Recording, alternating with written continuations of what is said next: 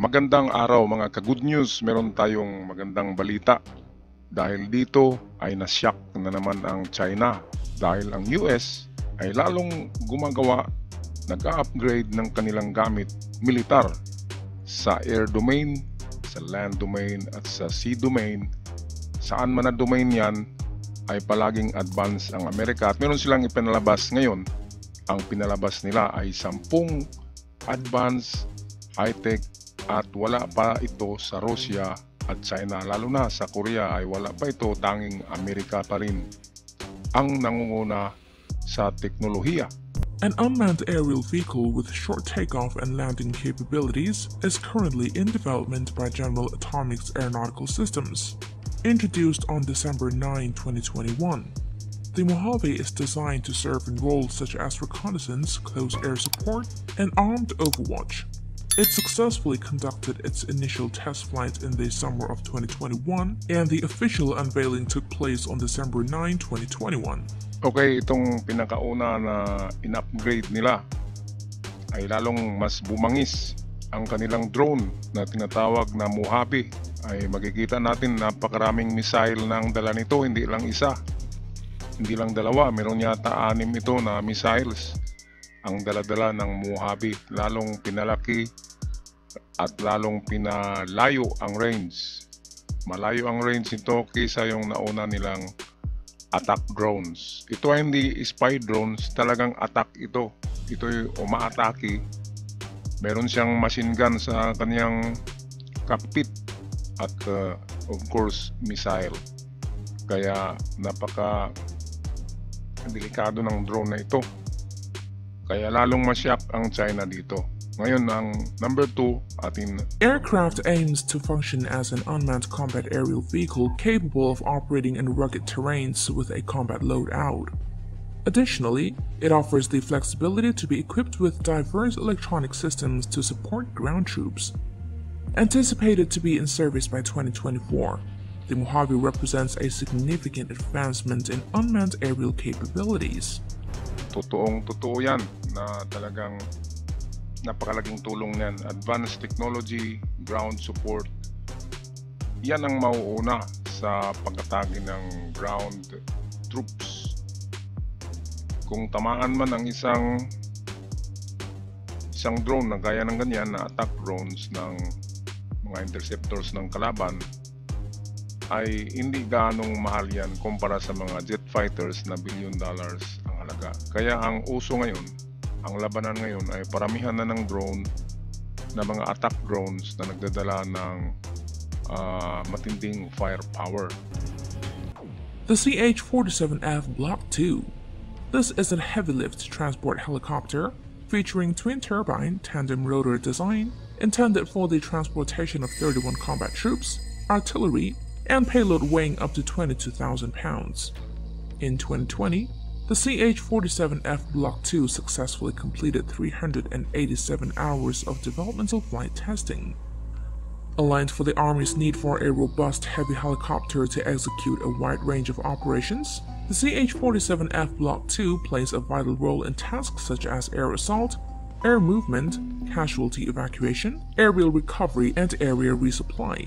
Napakatindi ng hindi lang ito transporter, hindi lang siya nagdadala ng mga combatants, kundi siya rin ay isang attack helicopters. Kaya 2-in-1 na siya, hindi kagaya nung unang transport helicopter nila na tanging pagdadala lamang ng mga combatants or sundalo doon sa area. At naghahakot din ito ng mga tangke digira ang mga ito. Ang isang ito ay pwedeng maglaman ng isang tangke digira sa kanyang tiyan at pwede pa rin isa ang nakalambitin na tangke digira at ito-transport agad doon sa lugar. Katulad ng nangyari sa Desert Storm sa Iraq noon, ay yung mga transport helicopters na predecessor nito, yung nauuna nito, yun ang mga nagdadala ng tangke digira sa desierto ng Iraq. Kaya laking gulat ni Saddam Hussein pagka umaga, nagagad Desert Storm na, attack na yung mga Abrams, yung mga modernong tangke digira. Kaya isang linggo lang yata yun, tapos na si Saddam Hussein. dahil sa atake na yon ng Amerika na tinatawag na Desert Storm. Currently, the first two CH-47F Chinook Block II helicopters are in the final assembly phase at Boeing's Philadelphia facility, with delivery scheduled for early fiscal year 2024. The FIM-92K Stinger. This represents an updated iteration of the man-portable surface-to-air missile system, incorporating enhanced electronic components and serving as an advancement over the 92J model. This new production version is adaptable for firing from diverse ground vehicles and helicopters, functioning as the air-to-air Stinger. Particularly effective against UAVs, the system is designed to utilize a vehicle data link instead of the missile's own seeker for targeting. Drawing insights from experiences in the conflict in Ukraine, the FIM-92K missile has been developed, with anticipated clearance for operational use expected in 2024. The SM-6 Block IB, an enhanced version in the arsenal of the US Navy, incorporates a more potent rocket engine, potentially enabling the missile to attain hypersonic speeds. This upgraded SM-6 variant is likely designed to intercept hypersonic targets, including the latest anti-ship missiles from Russia and China. Demonstrating its proficiency in striking surface targets, this versatile missile can be deployed from any ship or location, aligning with the Navy's strategic goal of achieving sea control. Additionally, the Block IB variant boasts improved capabilities against ballistic missiles. Ito yung maganda sa Amerika, sila kasi yung nauuna sa mga Stingers, yung tinatawag na shoulder-held missiles, yung dinadala na mga missiles gamit lamang ang isang sundalo. Kaya dito nanalo noong unang stage ng giyera ang Ukraine dahil itong mga gamit nila. Pero itong pinakita dito ay more upgraded than the predecessors. Yung ginamit sa Ukraine ay ang daming tangke na nangyari doon sa Russia dahil sa mga Stingers na yan ng Amerika. Yan kasi ay laser guided ang mga yan. Kung saan tatama yung laser, doon tatama yung missile, kaya very accurate. At nakita din natin na ilang helicopters ng Russia ang na-take down ng mga Stingers. Kaya hindi mahirap dalhin yan kasi pwedeng dalhin ng 2 sundalo lang ang ganyang klaseng mga shoulder-held missiles. Deployment of this advanced missile variant is anticipated in 2024, contingent upon successful execution of planned developments. The AIR-CPS-WS.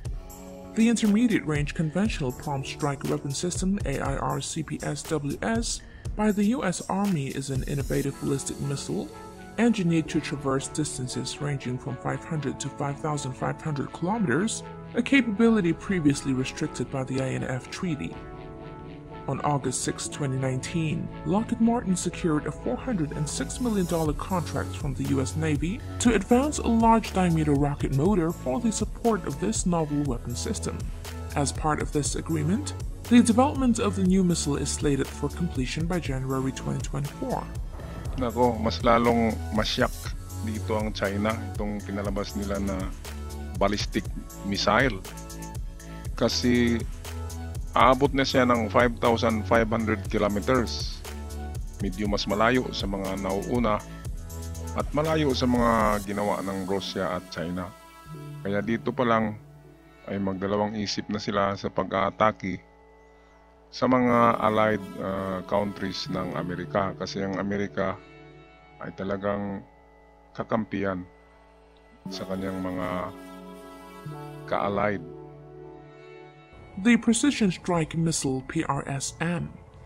This is an upcoming short-range ballistic missile designed for the United States Army with the primary aim of replacing the MGM-140 ATA CMS. Engineered to effectively engage targets within a range spanning from 60 to 499 kilometers, the PRS-M missile introduces an advanced guidance system for heightened accuracy in comparison to the ATA CMS tactical ballistic missile system.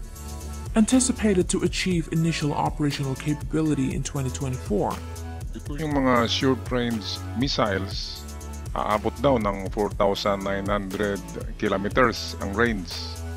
So short range lang talaga siya. Pero ang maganda sa Amerika, hindi siya gumagamit ng katulad ng ginagamit ng mga Hamas na walang computer guide, walang laser guide.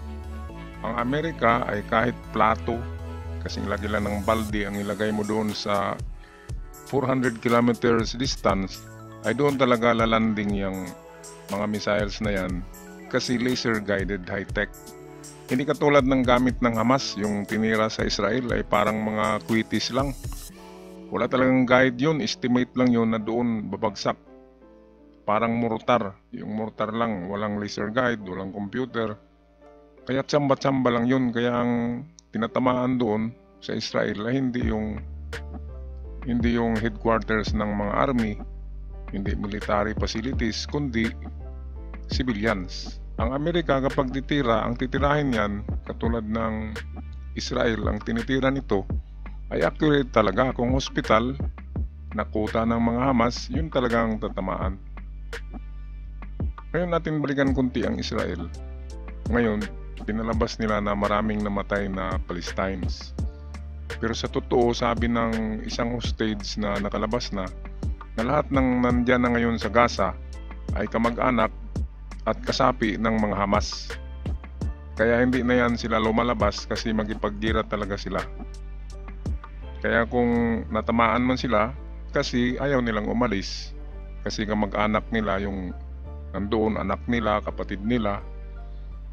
Kaya sinabi ng isang Israeli na hostage na nakalabas na lahat ng tao ngayon na naiwan dyan sa Northern Gaza ay kasapi ng Hamas. Kaya maraming nadamay na hindi kasi naka-uniforme ang mga yan, yung mga Hamas. Kaya akala mo civilian lamang. Kaya ito ang importansya ng mga accurate laser computer guided missiles na katulad ng gawa ng Amerika dahil pinipili talaga nito ang target. The inaugural PRSM iteration will have the capability to target stationary land-based objects.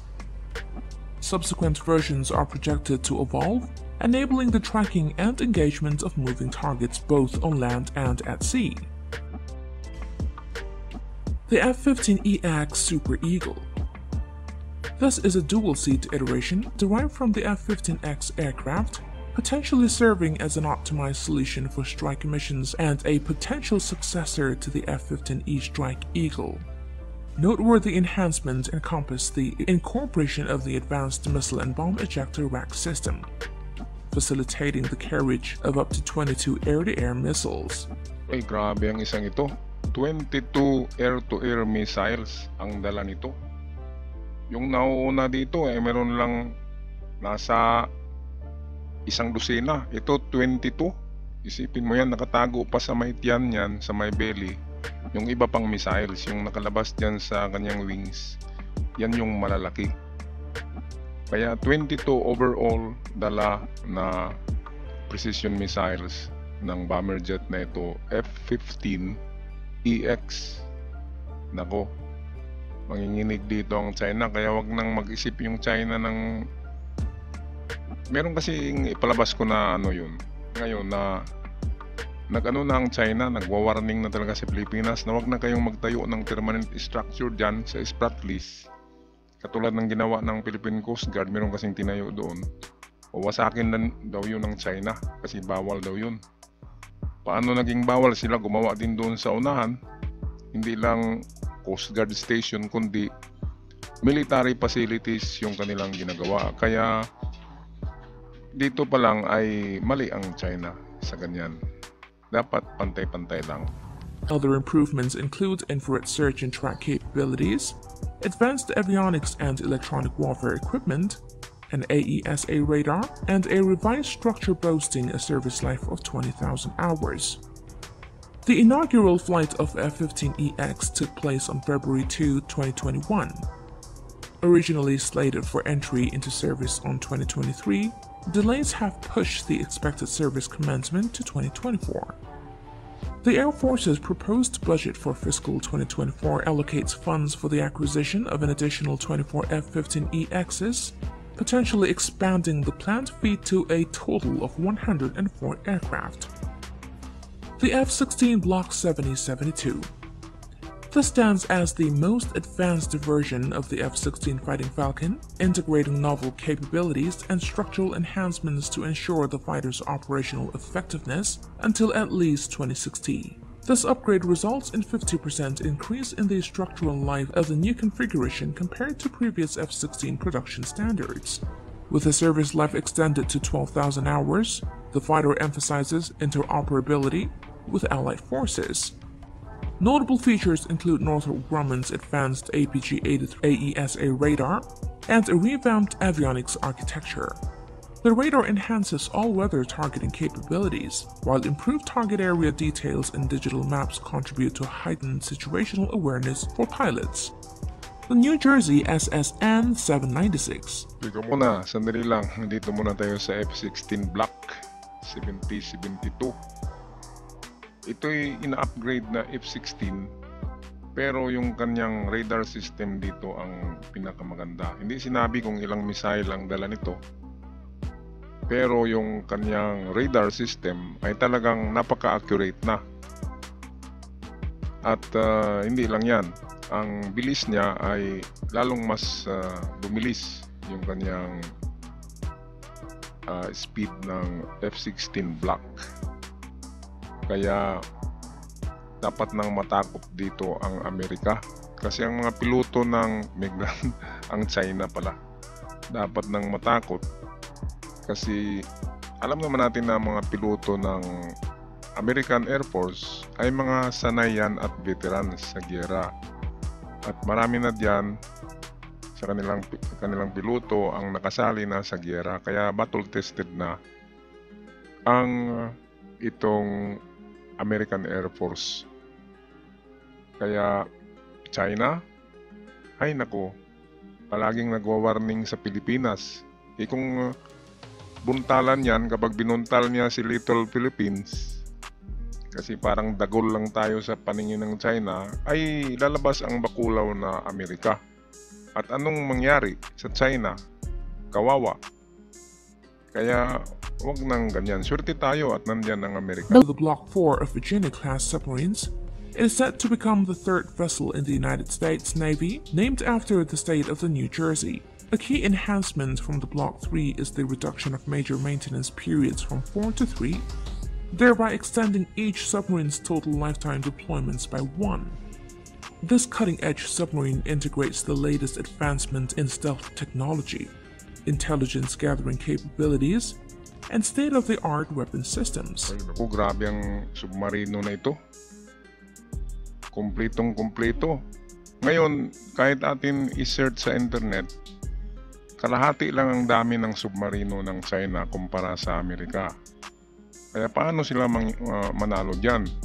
Ang totoo niyan, ang mga submarino ng Amerika ngayon na mga high-tech ay nandito na sa Pacific Ocean, nasakop ng Pilipinas, nakatago na yan. Nandiyan na yan. May daladalang ballistic missiles sa bawat submarino ng US. Kaya isang ballistic missiles lang ang i-release ng China papuntang Pilipinas, papuntang Taiwan, papuntang Japan. Ang response ng American yan ay 10 beses na napakaraming ballistic missiles. Kasi hindi nila alam, narinig ko ito sa isang veteran US Navy na noon pa man daw sa panahon pa ni Fidel Ramos sa Subic, ay nandiyan na sa karagatan ng Subic ang mga submarino, nakatanim na daw yan dyan. At meron ng iba pang mga gamit nila dyan na nakasubmerge na matagal na, at nandyan lang yan. Kapag ma-activate yan, lahat yan ay nakatutok papuntang China. Kasi yan talaga ang nemesis at pinaka-powerful country na kontra ng Amerika. Kaya ang Amerika, hindi sila nagpapahuli.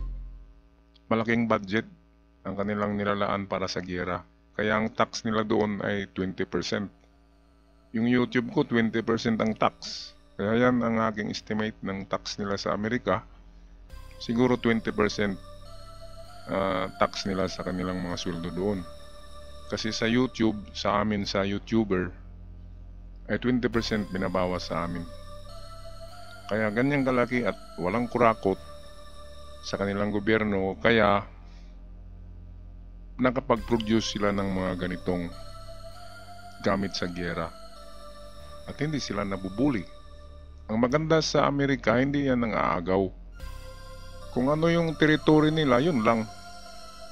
Diba kung nangagaw pa yan, dapat hindi nila ibabalik sa Pilipinas ang Pilipinas. Noong American colonization, World War I, ang Pilipinas ay teritoryo to ng Amerika. Ngayon ng World War II, nag-liberate din ang Amerika. Ilang araw lang yun, na Amerika ang nag-govern sa Pilipinas at binigyan tayo ng kalayaan. Kasarilan, sabi nga, Independence Day natin, June 12. Kasi binigyan tayo ng independence ng Amerika kasi hindi yan sila mga sakim, bagkos. Katulad ng mga tao diyan sa Micronesia, sa Palau, sa Guam, sa Hawaii, kaya nagiging nag-i-improve ang buhay ng mga tao diyan sa mga maliliit na isla na yan dahil US territory na sila. Ang currency nila ay dollars, ang kanilang trabaho ay ganun din ang rate sa mainland Amerika. Hindi gaya sa atin ngayon. Anong nangyari sa independence natin? Diba?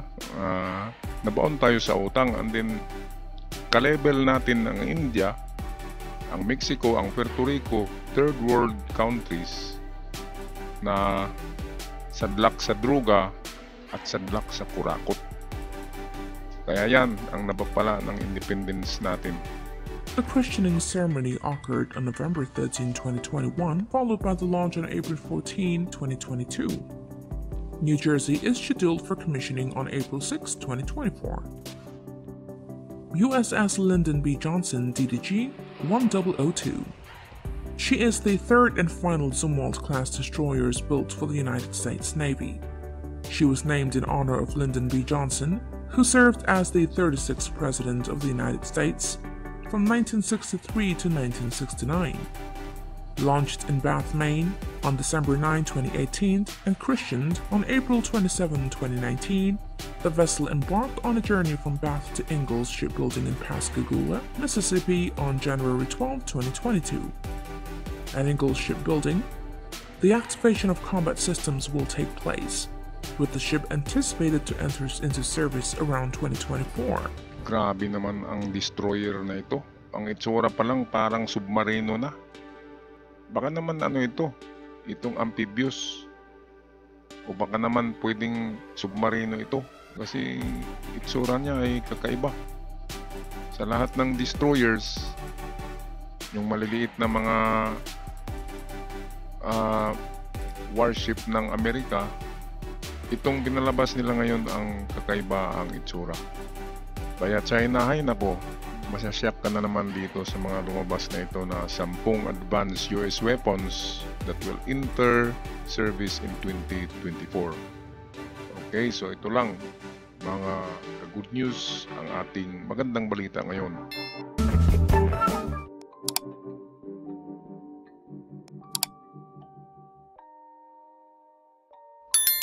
At huwag kalimutan mag-subscribe sa ating channel para palagi kayong updated sa mga bagong uploads. Merry Christmas and have a very prosperous, healthy, and wealthy New Year to you, mga kapatid.